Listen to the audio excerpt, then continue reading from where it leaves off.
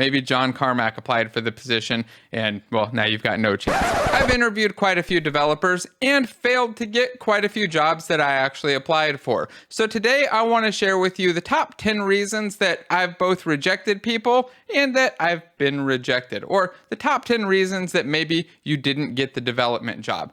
Now, this should apply to programmers, game developers, designers, artists, QA, pretty much anything in the game dev industry, or really inside the technical industry, because a lot of these lessons also came from just general programming jobs at places like Intel and Qualcomm.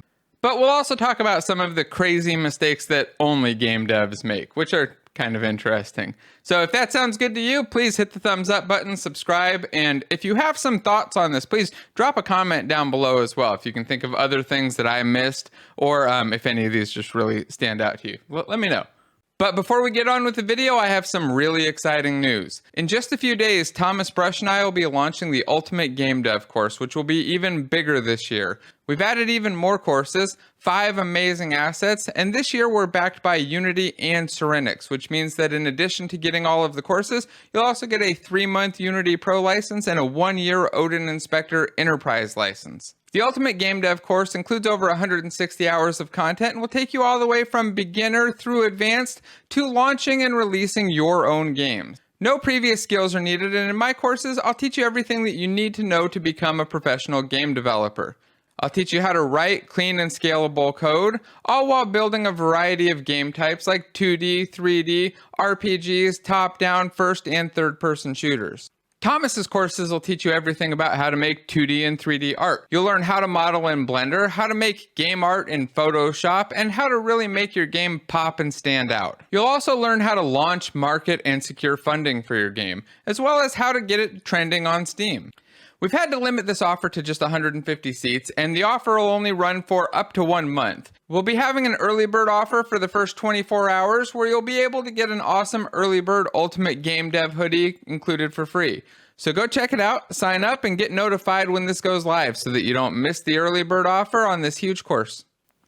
Let's start with the number one reason, and the number one reason is actually extremely simple, but it's the one that causes most people to not get the jobs, and that's the fact that they just didn't apply, that they're afraid to apply. They'll wait a little while, they'll go, oh, I'll apply later, I'll wait until I have this other skill or until I've talked to somebody or have done some change on my resume, and then they just never get around to applying, or they wait until the position's already filled and then it's too late to apply. This happens, I would say, probably 9 out of 10 of the people that want a game dev job, this is the situation that they're in. They see positions, they don't apply for them, and if you never apply for them, your chances of getting them are pretty much zero, unless you have a friend that works there and says, hey, please come work for me. I know you didn't apply, but I really, really want you to come here. But if that's the case, then you probably don't care about all of these other issues because you've got people begging you to come work for them. So number one rule, make sure that you actually apply for the position and that you apply for it in a timely manner. As soon as it comes up, if it looks interesting, get ready as quick as possible and put in your application. So let's say you did apply. What's reason number 2? What else could you have done wrong? Well, the next thing that usually goes wrong is that people don't actually take any time or pay attention when they're doing the application. They send in a generic resume that they've sent to everybody else that doesn't really line up with the job. They don't write any special notes. They don't write a cover letter. They don't do anything special at all when applying. They just really don't try. They don't put in very much effort. You can see a lot of people will sign up for online services for jobs and then just click a checkbox on a bunch of them and hit apply for all, or just try to mass apply for things. And you'll find that while that does get your name in front of a lot of people, it doesn't get it high on the list of those people. You really need to tailor your resume and tailor your application for the specific position. If you find a position that's working on a specific type of game, make sure that your resume, your CV, and your portfolio are highlighting your skills or your interest with that type of game. Ideally,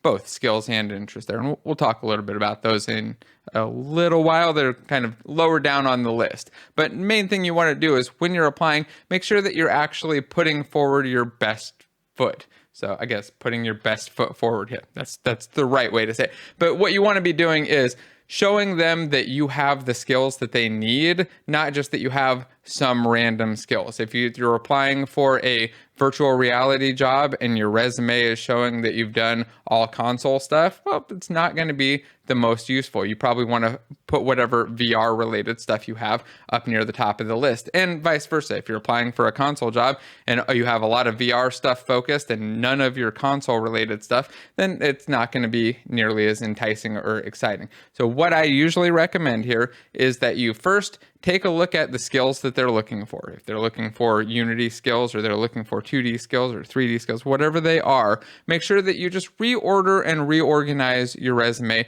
so that you can highlight the skills that they're actually interested in. You want the skills that they're looking for to be at the top of your resume, and then the other skills to be on there as well, but not kind of highlighted, because the first couple things there are the things that they're going to associate with you the strongest, and you want them to associate with you what it is that they're looking for. This kind of ties in with reason number 3, which is just having a bad resume. And there are a lot of people who fall into this boat. Probably 1 out of 3, 1 out of 4 resumes that you see when you're working as a developer doing some hiring are going to come through as pretty bad. They're going to look like they were made by a high school student that just kind of slaps some stuff together off of a resume example, where they didn't really take a lot of time. And if you're not taking time with the resume and making that perfect, I mean, how are the people who are hiring you supposed to expect that you're going to take time with the things that you're working on for them and make those perfect? They want perfect or great code. They want to make sure that you're paying attention and really putting in effort. So if you're not putting in effort in your CV or resume and it's just bland and boring or really weirdly lined up with images and all kinds of other random stuff going on, doesn't match what a typical professional resume would look like. And if you're interested in seeing some of those, drop a comment down below and maybe we'll do a video just kind of detailing and diving into some good looking resumes versus some bad ones. But make sure that yours is good, compare it to some other ones out there, get some feedback before you submit it. Now that said, don't let that stop you from rule number 1. Don't just not apply because you're not sure your resume is good enough. Work as fast as you can to make that resume good enough and then get that application as quick as possible. But first, make sure that you listen to the other 7. We got 7 left. 7 other reasons, because there's some important ones in there.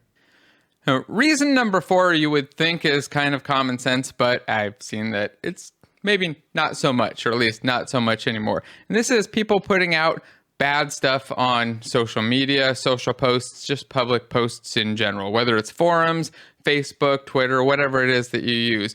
If you're putting out just really inappropriate things, which would be considered inappropriate for a professional environment, or maybe negative things, maybe you're out there constantly arguing with people, fighting with people, attacking people, or maybe posting a bunch of porn stars or something on your Twitter feed, then people are going to see that and they're going to associate that with you. And they're also going to be concerned that you're going to do the same thing both in the workplace. So if it's the arguing and the combative nature that you see a lot of online, they're going to be afraid that you're going to be one of those guys that comes in, or girls that comes in and just fights with everybody and causes a lot of drama, or maybe causes some other problems. I mean, if your posts are all, you with guns and drugs up online, then it's probably not a good sign. So my recommendation is, if you have social media stuff, make sure that it's generally positive, good, and not negative, and not going to negatively harm you. If you think it is going to negatively harm you,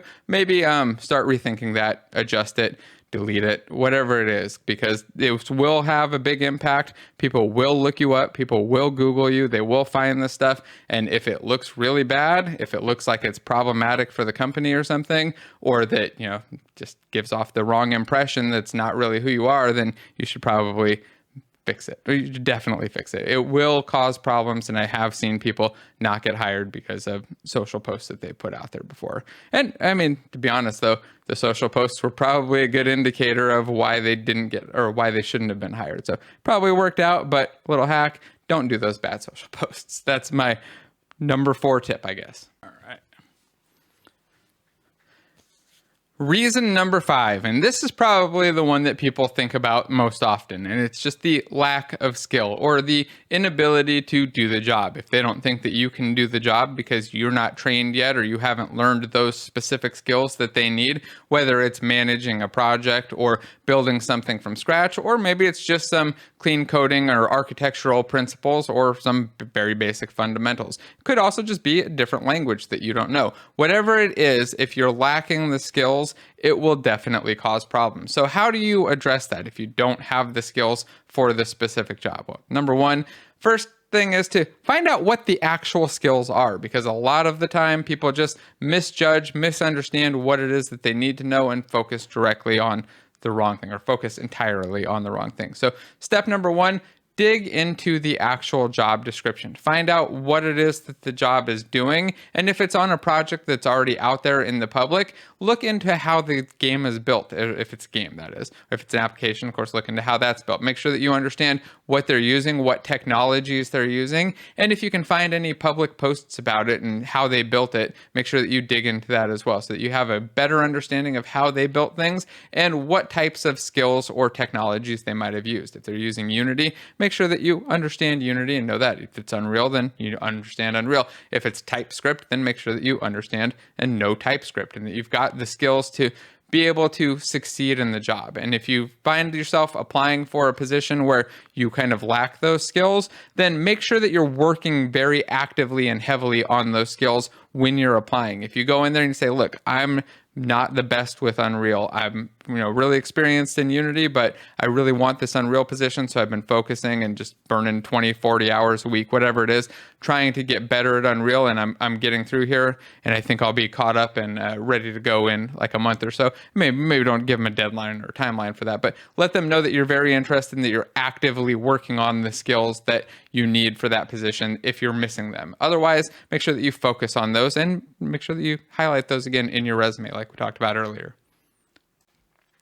Number 6 is a strange one. It's not something that you would necessarily associate with a development job, though if you're a game designer, you probably would associate it pretty heavily, and that's the ability to communicate or the inability to communicate. If you're in an interview, people are asking you questions and you're just like, and mumbling and not really talking, not explaining yourself and not really engaging with them, then it's going to be very, very difficult to get that position. I've seen a lot of people who are really skilled, but unable to talk and very shy and just kind of shut in, really struggle with interviews and quite often just not get the position only because they were unable to communicate both their skills, their desire, and their interest in the job. Some more things that we'll be talking about in a moment. So make sure that when you're applying for your job, I know this is probably the most difficult one to address, but make sure that you open up as much as possible. Try to talk and communicate openly, nicely. We'll talk about that in a moment too. And really get into the conversation. One tip that I highly recommend for this is that you make sure that you learn everybody's name, ideally before you get there. So look them up, see who you're going to be talking to, figure out their name, look at their picture so you can associate them with who they are. So you can refer to them by name, speak to them, and feel a little bit more comfortable. Because I feel like it's always easier to talk to somebody if you know their name than if you're not sure what their name is. I don't know why, but I feel like it helps. But also look a little bit into their interests and stuff if they post online. It could be that you both play Overwatch and you both love Overwatch and you talk about that a little bit, and it'll open up the conversation more and make it a lot more free flowing. A lot of the time what I like to do is just talk to people about stuff that I think that we're both interested in before the conversations and the interviews get going so that we can kind of be friendly and just chat and kind of share some things in common. It opens it up, breaks the ice, and makes it a lot easier to communicate. Just one little tip. There are lots of things you can do, but I recommend just really working on your talking and interviewing skills, and also just apply for lots of jobs and practice interviewing. Now, let's move on to number 7, because this is very, very tightly related to number 6. Number 7 is to make sure that that a lot of times, often people will come across as mean, unfriendly, or argumentative, or just difficult to work with. So if you're in an interview and you're getting asked questions and you get the answers, and then you get some feedback on it, if your response is immediately to get defensive, argue, and start fighting over everything, it's going to come back as a very negative experience. People want to hire and work with people that they enjoy talking to, that they enjoy working with. So if you come across as mean or unfriendly or anything like that, it's going to hurt you drastically. So I would say make sure that you're friendly, kind, and not argumentative. If people have a different opinion than you on something, just ask them why. Ask some questions and get some insight, but don't do it in a condescending or mean or negative way. Remember, these people are deciding whether or not they want to work with you. Of course, you can always decide whether or not you want to work with them after they've sent you the offer, but they're deciding whether or not they want to work for you, and you're putting your best foot forward in the interview and application process. So make sure that you're doing exactly that, putting your best foot forward, and again, just be as nice as possible, and try not to argue, try not to fight, and don't badmouth or talk bad about people, past employers, past coworkers, or anything else, because if you're badmouthing them, you're probably badmouthing these same people right after you leave the interview, and they're going to know that and feel that. So make sure that you're keeping it positive, and that's really it. Just keep it positive and try to communicate. So 6 and 7 kind of go together. Number 8, that's 8 fingers, lack of interest in game dev. This is a huge one, and this is not something that people often talk about. But if you're applying for a game dev job, and I would say game dev, but this is also just development in general. If you're applying for a game dev job, or if you're a web developer, think of a web dev job, and you don't actually like or have an interest in game development, maybe you're just like, I went to this school because they said it pays a lot of money and coding is easy, so I want to do that. You're going to have a really, really hard time. You've got to be interested in the profession. You've got to be interested in the actual day-to-day job, because it's really a passion job. I feel like programming, game development in general, not all programming, but most of it is a very much a passion-driven job. Most of the people working in the industry are pretty passionate, excited about it, and really love what they do. They have fun with it. They like to write code all the time, or they like to make games all the time, or they like to play games and make games all the time if they're game developers. If you're not in that boat, then it's going to it's going to be a struggle for you. So at the very least, feign interest in it.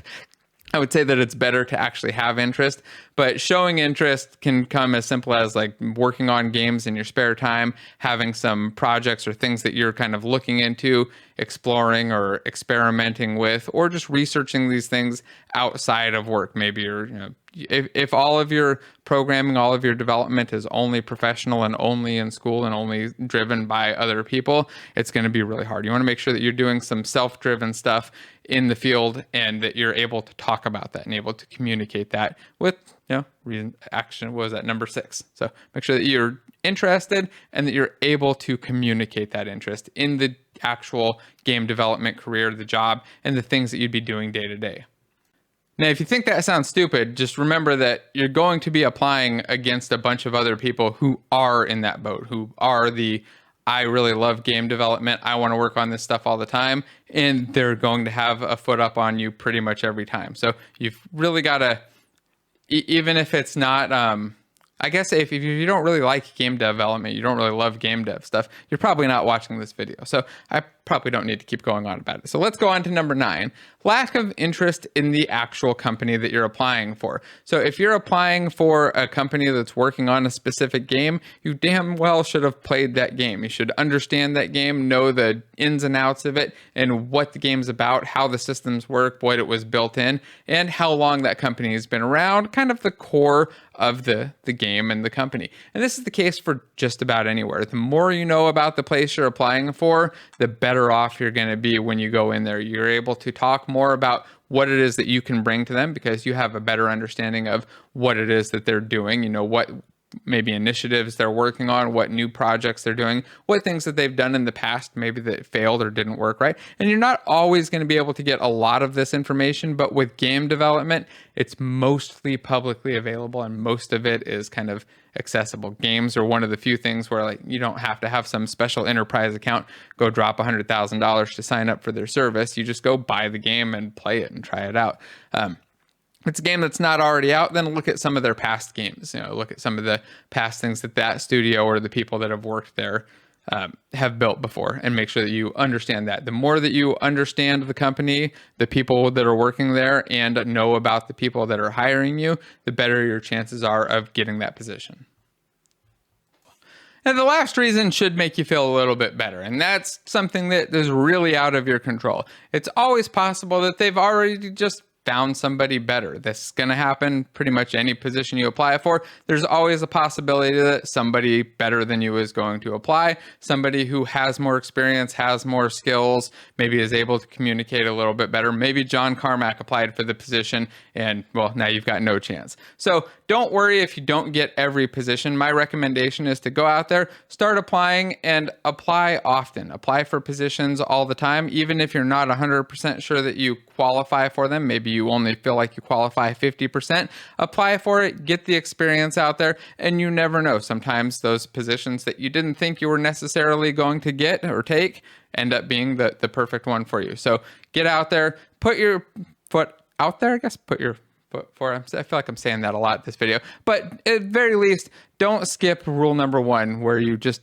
didn't apply, or don't fall for mistake number 1 where you just don't apply. Make sure that you're actually getting out there, applying for positions, and trying to get into the industry. It's the only way that you're really going to get in there, again, unless some friend randomly reaches out to you. But most likely, you're going to get in there by actually applying and trying really hard. It takes some effort, takes some energy, but once you get in, it gets a whole lot easier to bounce around from position to position or find other ones, although all of these rules still apply. Now, if any of this was helpful, please hit the thumbs up button. Drop a comment if you have some other suggestions. If I missed something, which I'm sure I did, I only hit 10 of these things. There's probably a list of like 50 or so things that I could come up with, but these were the the top 10 for me. So if you got some others, please drop them down below. And thanks again for watching. Bye.